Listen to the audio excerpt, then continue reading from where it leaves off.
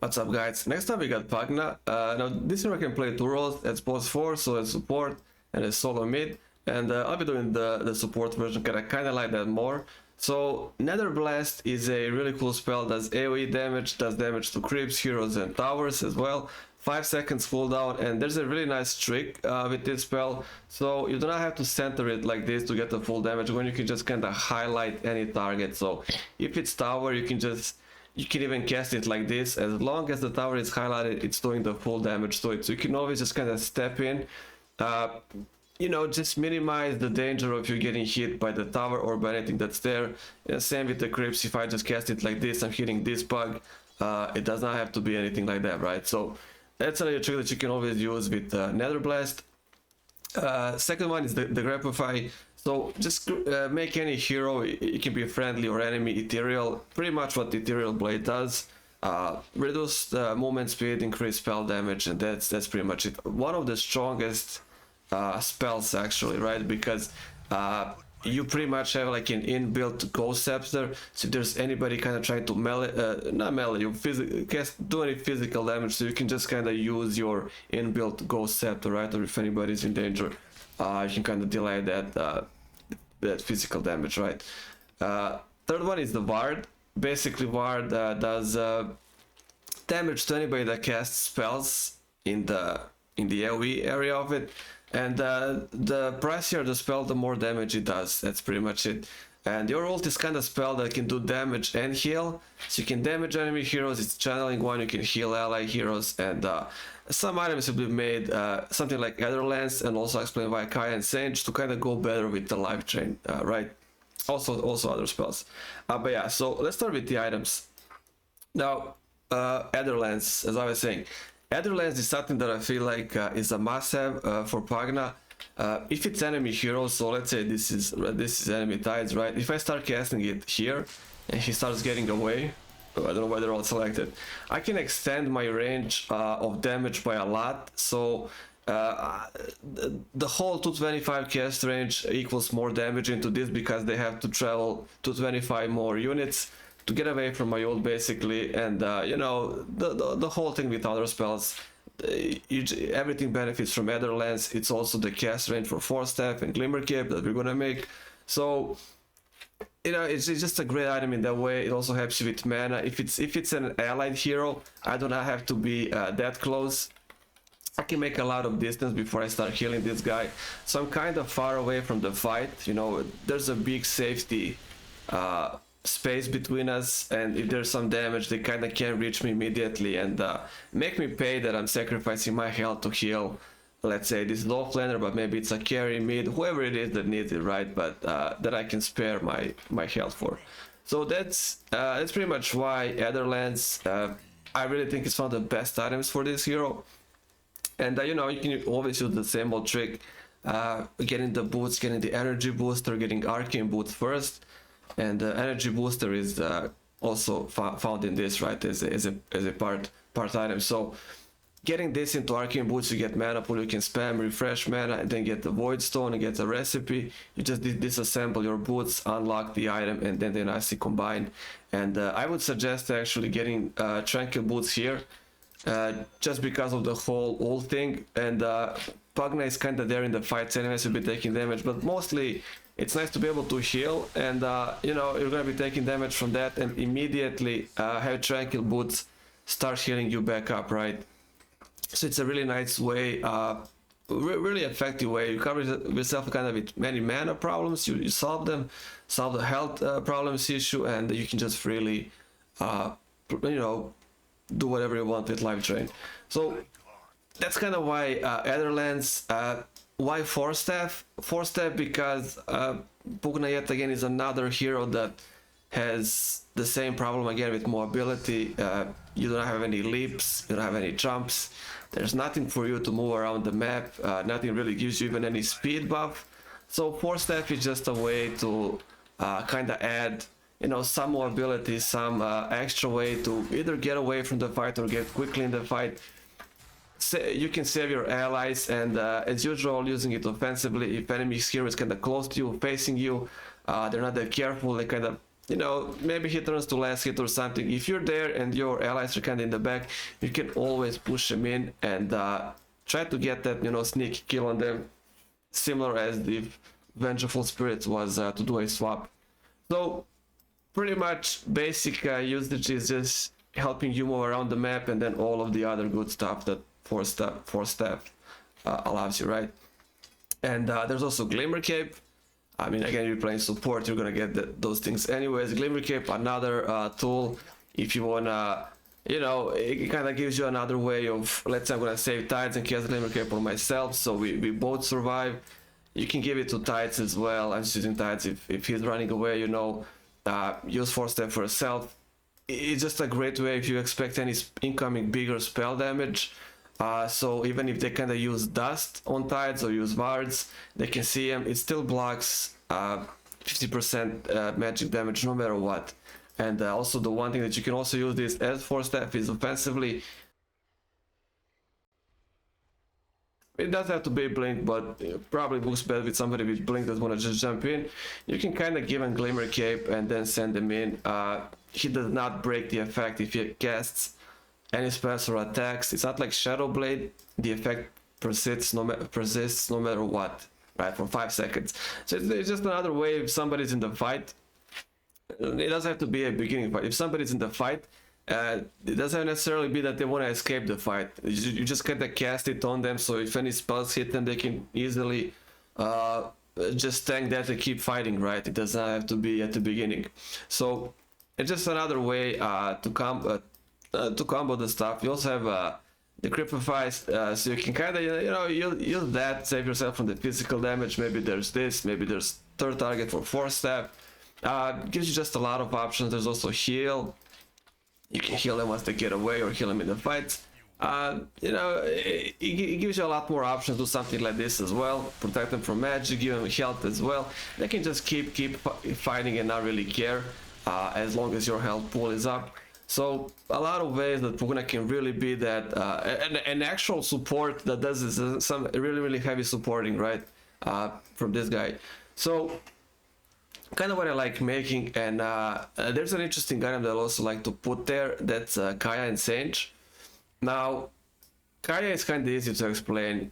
You just have a lot of spells that you can immediately cast. Even ult is 7 seconds cooldown. This is 5 seconds, right? So Kaya is always going to be there just because of that. When you're channeling ult, that's damage each, whatever it is, each second. It's not a second. It's continuous damage, right? It just, so the Kaya does damage on all of that since it begins, right? So pretty self-explanatory why Kaya. Now Sage is because helps you kind of survive once you're doing the other effect. So Sage just gives me extra health, gives me stab resist and whatnot.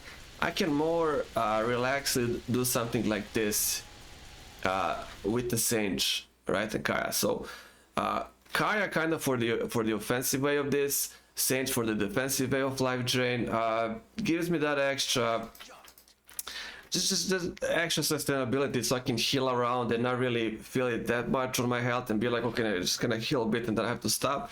With this item, you can kind of stay much longer and cast your heals. You know, you can go for a much longer period of time. Now, as you're playing support, you might not get time or money to make all of this. Of course, usually you don't. But then again, if your cores are kind of busy doing something or maybe dead, you can easily clear waves and maybe clear some camps and get money that way. You know, if there's room for all of you and the cores. Usually there isn't, but if there's a wave and nobody's there to clear it and you're there, you can get some easy money and fast. Maybe clear the second wave and maybe some camps. You know, if there's nobody there, and that way you can kind of push Pugna, any type of these heroes kind of closer to getting a bit more of items, right?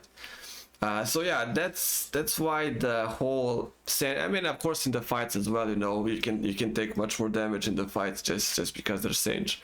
But yeah, so that's why that item. Coreceptor is another, the Crapify for free. You can really go from that. It does not slow you down, and then Coreceptor also doesn't slow you down. It's an increased spell damage, but still there's also Glimmer Cape. You can always go combos like that. So even if they touch you, hit you with the spells, there's still Glimmer Cape on you. So a lot of ways to protect the hero, right, from any type of incoming damage. Also, if you cast it on allies, but then be like, oh man, or like it's bad, they're gonna hit them with the spell, just give them Glimmer Cape as well on top of the Decrepify. It's completely fine, right? So one extra item that you don't have to waste this on yourself, you can save it for allies, you can use it offensively. The combo that if you use that is the Decrepify and quickly ult. They'll have to move away, but they'll also be slowed, and because you made the other lands, it's a much bigger range that they have to escape. As you can see, it really goes far, right? It's probably somewhere. Actually it casts even longer. So you can see the range with other lands that I can cast ult, right? Even though it's out of the circle, it's still casting for some reason. That's kind of really weird. I don't know why. How he can actually cast even though I'm out of the area. But yeah. Basically just save the Decrepify for somebody else, and you cover yourself with this. And there's stuff like Scepter. Scepter is pretty much ult with no cooldowns, so not a level up, but just turn off the free spells. So this is instant cast no matter what, for damage, for healing. Doesn't cost you anything. Really interesting to get. Scepter, again, a lot of money. I don't know if you can get there, and you kinda need these. As usual with supports, you do need Glimmer Cape, you absolutely need other lands, you absolutely need Force Step, deal with your mobility issues. If there's money, I would kind of decide. I would still probably go for something like Kai and Singe. If not, if I feel like I'm dying as well a lot, I would probably go for something like Aeon Disc. Aeon Disc is just another way, it gives you a nice bump in health. But as usual with Aeon Disc, if anybody hits you with a lot of damage immediately, you get that extra 2.5 seconds to decide, you know, they want to cast the Decrepify on myself if it's a physical type of damage, attacking with something like Ursa, let's say. Cast this on yourself, get away, or even cast this on yourself. This on Ursa, start life genning him. You can even go offensive on him. You know, there's a bunch of possibilities. It always gives you that small frame of time where you can decide, are you gonna just bail with this and then, you know, save yourself with the Decrepify, or go back in the fight. Maybe cast a couple of spells. You're gonna die anyways, but you can still cast a couple of spells and make a difference. Maybe give somebody Glimmer Cape before you die, or Force Step. It's just an item that gives you that extra couple of seconds to create all of those options, right? So again, this kind of depends on the game. If I feel like I need this, usually I kind of feel with Pugna I'm fine usually because of the Decrepify. I can, the nastiest ones are always the right click heroes, like the carries that are usually physical damage. So I kind of save myself with this.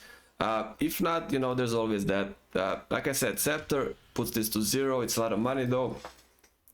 And one item also as well is, as always, your Scepter disables any challenge spells. You do not have any stuns, you don't have any silences, no bash, of course, you're ranged. You know, Witch Doctor, Crystal Maiden, stuff like that. Pudge, if ulted somebody, Legion, if ulted somebody, Troll Warlord, of course, if they're not under Blacking Bar. Even if they are, you can always cast the Decrepify on anybody who's getting attacked by the physical damage heroes. You know, kind of completely stop them from taking any damage, right? So it works especially when against those heroes. But as usual, your Scepter, if anybody's just chasing you, you don't want to do any of this and risk spell damage, you can just, you know, interrupt them with that. Other lands will give you a nice extra cast range. You can see I can cast this pretty far. This is like the distance. And you know, the usual stuff as well. If you get silence, you can break silence with this. If there's any flying stuns towards you, Sven, cast Knight, Red King, just cast your Scepter, you'll go up. Once you go down, they'll try to hit you with the melee, but then you go into Decrepify, stop the melee damage, and or I mean cast it on them and go full offense, right? You can cast this on yourself if there's like more of them that want to hit you melee with physical damage, or if it's only one, you can cast it on them and then use the ult aggressively, right? So just a lot of, you'll always have a lot of options, and you'll just goes on top of all of that. It helps you even more, right? Yeah, that pretty much it with this item. So What else is that? Would pretty much with the items actually. There's also shard. Shard is kind of interesting. That was newly added. If you get the shard and place the ward, right, the one that deals damage, depending how mana they spend, how much mana they spend, you can kind of cast your ult on this, and it does damage to everybody. But this is only 70%. Now, this looks amazing at all, but I found it actually to not be that effective at all when I was testing it. It doesn't really align that well for you, and it usually just happens that either you have to have this always somewhere where they can't find it and destroy it, or let's say you have this going, but then somebody immediately needs heal, and you know, you gotta give them the heal. Then you gotta stop doing damage and go into healing mode, because that's the best way to keep anybody who's dealing massive damage alive. You know, the best way. If your carry is in trouble, just keep healing your carry. It's much more bigger than trying to do this stuff. You know, this is reduced damage as well. So shard looks great. Whether it will work ever properly, how you want it to work, that's a completely another question, right? This is also not that hard to destroy. It can be harder with Nether Ward health, I guess, +3, but yeah, I didn't really find it that useful. So yeah, that's kind of the things I go with Pugna, right? Kind of some basic stuff that you really need. I would say these items. If the game goes further, if it doesn't end, always keep in mind something like that, like extra, the Grapify, Aeon Disc, this one that I explained also, and of course there's always Scepter if you just want to keep this. Whatever happens, if you have to move a lot, if you have to reposition yourself a lot, you do not have to wait for the whatever is the cooldown. I can't see anymore. I think it's 7 seconds. Yeah, you don't have to wait 7 seconds every time you need to reposition or something happens. You gotta go back, you gotta go forward. You can just cast it immediately with the scepter, right? A lot of money though. So that's kind of it with items and skills, spells, skills. Talent tree now. Talent tree, it should be pretty simple. Just take health. You don't care about movement speed. Health also, you know, because of the ult. Second one, I actually usually take Nether Ward health. Let's say it's an enemy team that also has like their mid vet something like Zeus or Skywrath or Queen of Pain, even like stuff like that, you know. It's pretty great to take the Ward upgrade. There's a lot more effort to destroy it, kind of like an upgraded Tombstone from the zombie. It can be really annoying, right? If you have some bigger spells, even smaller spells, but kind of more often, it's gonna keep zapping you, so it's really annoying. Nether Blast, I feel like it's fine. 5 seconds to 4 seconds, not really needed. Like I said, in the fights, you'll probably just plant your ward and then immediately start casting gold. That's your strongest weapon to deal damage, to heal. You're not really gonna be around fight that much, just kind of spamming Nether Blast. If it's a fight like that, you're usually either completely locked during this is 10 seconds, or you're just completely locked healing somebody, because that's the strongest stuff that you can do with Pugna, right? So probably Nether Ward health. Third one, heal or more the Grapify. This is 3.5. I feel like that's enough. I'd much rather take the life chain heal. If it's that high, if it's damaging me as well, why not? You know, just get the most value out of it. It becomes even better if there's Kaya and Sage in inventory off of Kaya, right? I usually just like that. And let's see the last one. I actually forgot what the last one is even. Nether bar damage, Nether Blast damage. Okay, so yeah, again, if there's a lot of spellcasters, if they spam a lot of spells, always take the left one. That's gonna destroy them. Much more damage, right? If not, it's not really worth investing. Just take the Nether Blast damage. This spell is always great for pushing, if anything, for destroying buildings. Your team usually can provide you a pretty good wall where Pugna can just kind of stay behind and keep spamming buildings. So if they kind of buy you some time, you can just take down either barracks or towers, and you know, it's pretty easy with this hero. So again, those spellcasters are probably something or much more oriented towards pushing, right? So Nether Blast, and yeah. That would be Pugna. I don't think there's nothing else more really. Just keep in mind, try to make distance when you cast the Creeper 5, you gotta be careful not to do damage to your team in terms of spell damage. It's a really nice spell, but it's like a double-edged sword, right? That's kind of problematic. It's not, as you can see, it's not like 30%. Not 30%. It's not like 60%. It's 25%. But it's still 25% increased damage if any lion shows up and just presses ult. It's nasty no matter what, right? But yeah, at least it's not 60% like for them, right? It's only 25. So yeah, that'll be Pugna, and I'll be seeing you guys on the next one.